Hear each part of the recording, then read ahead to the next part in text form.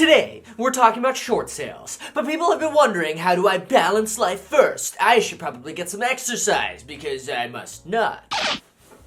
Now let's talk about short sales, and how you can make bank with short sales. Last time we came to you and talked about the myth of the pre-foreclosure listing on websites such as Zillow.com, who takes advantage of you clicking on these listings so they can sell ad space to agents who pay based off impressions. Like you clicking on that listing. Impression. But you don't care about how agents make money. You care about how to get a sick deal in real estate. And honestly, I always talk about I don't even have to mention it anymore. You can go check out other videos or click the card up here to figure out what the heck I'm talking about. If you still don't remember, it's the wedge. So short sales are an actual pre-foreclosure sale. Not just a pre-foreclosure, but they are actually a listed property that has been engaged by a real estate agent, has put a sign in the ground and has said, we are looking for buyers to participate in the short selling of this property. What is a short sale? A short sale is when a property sells for less than what the outstanding loan balances are. A short sale could be first because the first loan is worth more than what the house is worth, or the combined amount of all of the loans outstanding on a property are more than what the value of the house actually is. Simple example, $500,000 value on a house, $1 million in debt, you're short. It doesn't mean the process is short, because actually the process is anything but short. It's usually really long, and it's boring, and it's depressing, and it's arduous, and it motivates you to check in with your real estate agent every other day going, we got any updates yet? Update? So wait a minute, Kevin, you're going too fast. Like, slow down, take a chill pill. Ready? So a seller is upside down on their debt, and they can't make the payment anymore because maybe they're experiencing a hardship. A hardship could be something like trying to talk while chewing on a Tic Tac. Medical issue, loss of job, loss of life, loss of other source of income. Whatever makes it so that the person who has the loan is not able to afford the payment anymore, they might be able to qualify for a hardship and use a short sale as a negotiating opportunity with the bank to relieve themselves of this debt, while at the same time shortening the foreclosure process for the bank and oftentimes taking severe costs out of the foreclosure process for the bank. Because if a homeowner cooperates, which usually they don't in foreclosure, because if they're losing the house, they usually try to do everything they can to legally extend their right to stay in the property, which makes the process extremely expensive and arduous and legally intense for banks. A short sale, on the other hand, is oftentimes an opportunity where the bank and the owner of the property, the one upside down on their debt, can work together and in cooperation make the process as simple as possible and cost as little as possible. In fact, this is so true that if you are ever in a situation where you might be considering doing a short sale, as a seller, you might have the opportunity to not only ask the bank to have all of your closing fees covered, which is very, very typical in a short sale, but to also have the bank give you relocation money or incentive money to work with the bank and do the short sale. This is not true of all short sales, but I have seen people not only get their debts removed that are secured against the property you're paid for, their closing costs covered, but then an extra $5,000 or $10,000 just as a thank you, and here's some relocation money to please get out of the house so that the transaction could close. From that point of view, short sales are an amazing opportunity for people who have fallen upon hard times to get out of debt. There is a bit of an ethical debate regarding this, in that why is it that somebody could get into debt and then negotiate their way out? And all I can say about that is the beauty of America. America is the land of second, third, fourth, and fifth chances, and it just keeps going from there. And that's why I love having businesses in California and in the United States, because even if I fail, I know I can try again. I love that about America, and I think that is something that's not debatable. A lot of people would also argue that doing a short sale is the ethically right thing to do if you can't make the payment anymore, because you might actually be saving the bank money in the long run. Now, ethics aside, how are you gonna make money buying a short sale. If a property is listed as a pre-foreclosure, there is a chance that the agent you're working with could chase that pre-foreclosure listing and maybe get those sellers to sign a short sale listing, in which case maybe you could be the one that ends up also being the buyer for it. Now, usually you can't have dual agency, which means your agent represents both seller and buyer, but something could always be figured out. Like another agent comes in that just happens to know the agent or whatever. There are a bunch of solutions for dual agency, so don't worry about that part. Instead, if you're going to chase pre-foreclosures, as we talked about in the other video, really the only way I could see working is if you get a property as a short sale before it hits the market. But that's generally very, very rare, very low odds. This is how you're probably going to hear about a short sale. You're gonna see it hit the MLS. There's no reason for an agent to not put a short sale on the MLS because, as we've discussed about in this channel before, the only way a property is guaranteed to get the maximum market value is by being on the market.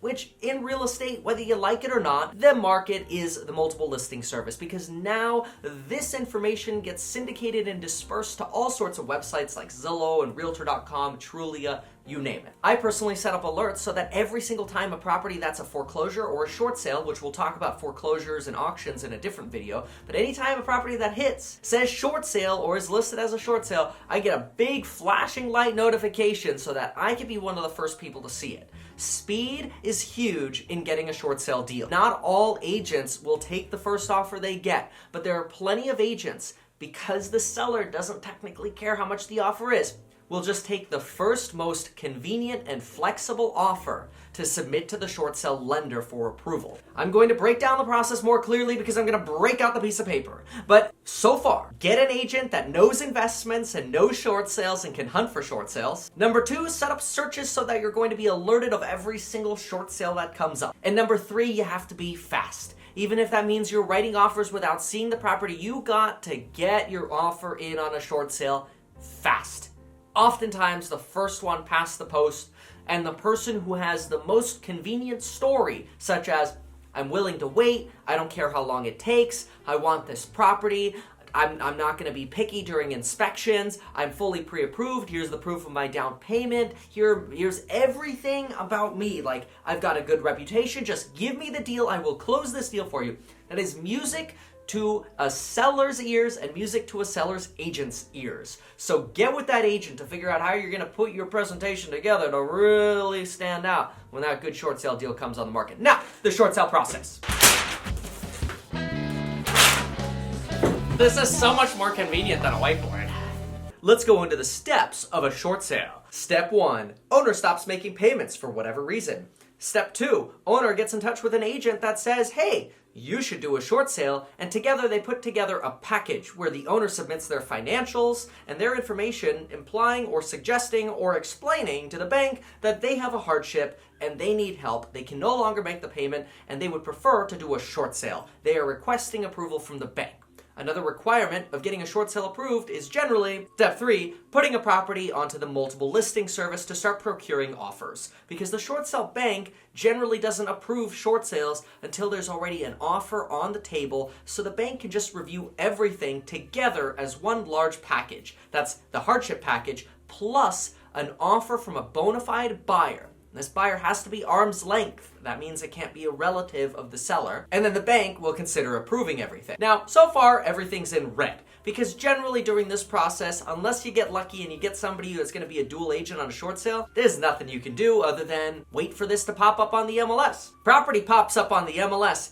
Now it's go time. You gotta be there really, really fast. Now don't get impatient, because you might write offers on a bunch of short sales and you might be the first one there all the time, but if you're putting a low amount down, the odds are you're gonna miss a lot of short sale deals, even if you have a really, really good agent that's fast and is pushing your case quickly and efficiently and is communicating well with the listing side. Oftentimes people in short sales just prefer higher down payments and cash, when in reality it oftentimes doesn't make a difference. I never discriminate against people with low down payments because I used to be that person. Anyway, once you eventually get your offer accepted on a short sale, which short sales aren't really the most common thing right now, but maybe 3% of listings are short sales right now. After you get your offer accepted, you gotta wait.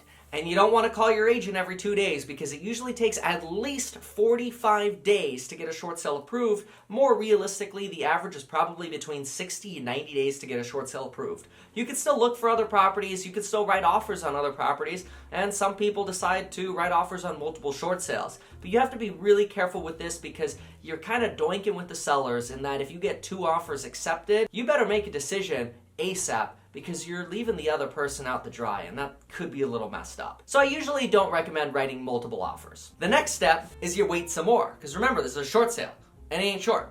And then you gotta wait some more. And then you can finally start negotiating with the bank. So this is where it gets a little tricky. There are 2 things that can happen when the bank comes back to negotiate with you. They could give you a straight up counteroffer and say, hey, here's a counteroffer. We did what's called a broker price opinion, which is just basically the cheapest possible form of an appraisal you could get. It's not done by a certified or licensed appraiser. It's usually just done by a real estate agent that gets paid like $35 to give an opinion of value. And that's what the bank hangs their hat on, which is kind of lame, but oh well, I guess you get what you pay for with the banks. Sometimes that could be really bad though, because if you get somebody inexperienced that really overvalues a property, it could kill a short sale deal. And unfortunately, the bank picks who it is, or like third-party broker price opinion companies pick who that BPO agent is. So oftentimes it's a luck of the draw thing and it'll work out or won't work out. But here's what I mean. Let's say a house is worth $500,000 and you tied up the deal for $300,000 because it needs work and it's a short sale and you got in because you were the first offer to get in. The bank might get a broker price opinion done and that BPO might come back and say, well, even though the house is in bad condition, it's still worth at least $350,000 or $50,000 more than what you offered for it. The bank might come back and go, hey, well, look, we'll take 10% off of that, but we really need not a dime under $315,000. Still a good deal, and you can negotiate this. You can say to the bank, look, I'll give you $305, I'm staying hard at $300, fine, I'll give you the $315. Once you come to terms, and every bank is different, there's really no set standard, although there's usually a percentage under the BPO price the short sale banks are willing to accept. Again, every bank is different. A bank does not always respond with a counteroffer directly though, and keep in mind banks use short sale negotiators to sort of represent the people that are owed the money, and so the real estate agents talk with this negotiator at the bank. So it's a kind of a little bit convoluted, but you don't really need to know and understand this part, except the fact that the negotiator, rather than just deciding to counter-offer you directly by sending an email to the agent going, well, we want this price, they might decide to put the property up as an online auction short sale. These are usually the kind of auctions that you see online on like hubzu.com or auction.com that don't say live in-person auction. They say short sale. This gets really blurry because remember, once you get to the point of negotiating with the bank, you already have a signed contract with the seller. So it's your deal. Nobody can take the deal away from you. However, if the short sale bank, rather than countering you directly, says, well, I'm going to list it as a public auction on Hubzu or auction.com and it's a auction short sale, whoever the highest bidder is on that auction could steal your short sale approval. That's the only way you could lose a short sale deal once you're in contract. Except other than the bank just utterly denying the short sale, that's a possibility as well, or not giving you the price that you want. I guess that's possible too, so there are more ways, there are other ways. But this is different from trustee sales and foreclosure auctions, which we're going to talk about in a different video. But consider the path again. Property hits the MLS, you write an offer, you got a good agent, you get a deal on the short sale, you're in. Nobody else can touch that deal. You're in the short sale approval process. You hope to just get approval from the bank. Those are great words, I got short sale approval. Or you hope to just get a counteroffer that is reasonable and then you can decide. But if they put it up as auction, you basically have to bid for the property all over again. Once you get that deal acceptance, really important for me to lift this back up, you got a deal. Once you have a deal on the short sale, you basically have a regular real estate purchase. Everything else is the same. This is usually where your time frames start. You get short sale approval, all your time frames start. I gotta bring my deposit in within 3 days. I gotta get my seller disclosures within 7 days. I gotta get my inspection within 17 days, my loan within 21, my appraisal within 17. The most important thing that gets messed up in a short sale transaction and why it's different from a regular transaction is this. The bank can hold over your head the short sale approval expiration. So if the short sale approval letter says, we'll sell it to you for $315,000, but you need to close in 30 days or else we're revoking the approval, if you go to day 31, you gotta beg the bank to get that approval. And one of the beauties about a short sale is usually you lock it up under contract and then say it takes 3 months to get short sale approval, you've just built in 3 months of appreciation in that market value in an appreciating market. Or if the market tanked, you had 3 more months to think about whether or not that was a good deal, and you could just pull out of the deal, no harm, no foul. The biggest warning in a short sale escrow is to know that if you miss the date the bank says we want you to close the escrow by, as in here's your short sale approval letter, it's approved at $315,000, and we want you to close in 30 days. If you go to 31 days, the bank might say, never mind, we're not doing it anymore. So you really have to follow that short sale approval letter. They are under no obligation, in no way, shape, or form required to extend another day. Whereas with a normal home seller, if you've removed all of your contingencies and your deposit is at risk, and you just happen to miss the closing by a day, not always, and I can't give legal advice because I'm not an attorney, but you usually don't lose your deposit automatically. The seller has to kind of fight you and wrestle you to close, and usually it just ends up closing a few days late, and it is what it is. That's not ideal because that messes up people's moving plans and utility transfers and all this stuff. It's a disaster. But that is a very important difference between a short sale and a regular sale. Also, banks are less inclined to give you money during the repair negotiations, although I always encourage you to try. Usually, they'll consider giving you money for health and safety items, but don't ask for new paint and new carpet. You knew about that when you went into the house. That's not cool. So we've kind of gone through the process, and now we know that short sales can be a good deal, primarily because the bank relies on a broker price opinion, which is usually an inexperienced value opinion, and they're willing to take a percentage off of that, which if it's 10, 15%, whatever, that's more money in your pocket. To begin with, short sales are usually listed low by agents anyway, just to get an offer procured and get the deal going and start getting that approval process going. I mean, fact of the matter is, an agent could submit an offer for $300,000 on the house that's really worth $350,000 or $400,000 just to get that approval process going. Bank comes back and approves it for $350,000.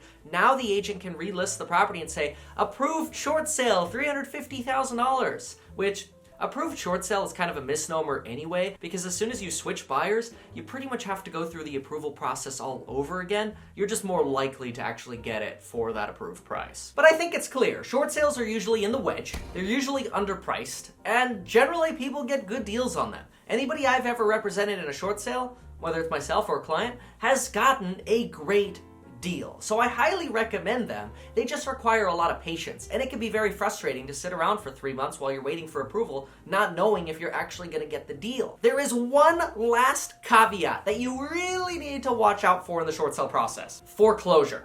This might sound crazy because you're like, well, wait a minute. The short sale is a way of preventing foreclosure. It's like a pre-foreclosure sale. Why do I have to worry about foreclosure? Because the foreclosure time frame that we talked about in the last video doesn't stop. In fact, it can keep ticking. One arm of the bank, the foreclosure division, could continue to process, filing a notice of default and setting up after 3 months a date of sale, or in judicial foreclosure states, suing the borrower to get a sale date set up. And if a sale date gets set up, you better close your short sale or try to get the foreclosure department to postpone that sale until your short sale can close. But guess what? I've seen short sales the last week of the short sale escrow sell at auction, and it's done. The short sale evaporates. It's like you didn't even have a contract anymore because the seller just lost the house at foreclosure, and you're screwed.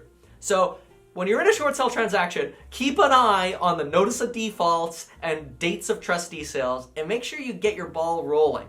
So that's where the famous quote comes from: hurry up and wait. Hurry up, get your short sale deal, sit around and wait until you get approval, and as soon as you got approval, you better start hurrying up again. Welcome to real estate.